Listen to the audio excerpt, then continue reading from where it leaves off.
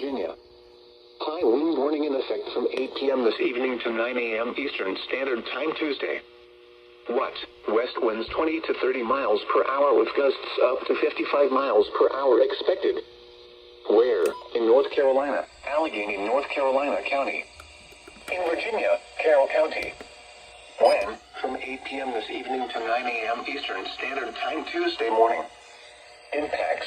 Strong wind gusts can blow down trees and power lines, causing power outages. Travel will be difficult, especially for high-profile vehicles and particularly on north-south oriented roadways, such as Interstate 77 between the North Carolina state line and Hillsville, Virginia. Additional details: elevations above 3,500 feet will experience the highest wind gusts, which are expected to occur in the time frame of 8 p.m. Eastern Standard Time this evening to 6 a.m. Eastern Standard Time Tuesday morning. People should avoid being outside in forested areas and around trees and branches. If possible, remain in the lower levels of your home during the windstorm and avoid windows. Use caution if you must drive, especially at higher elevations.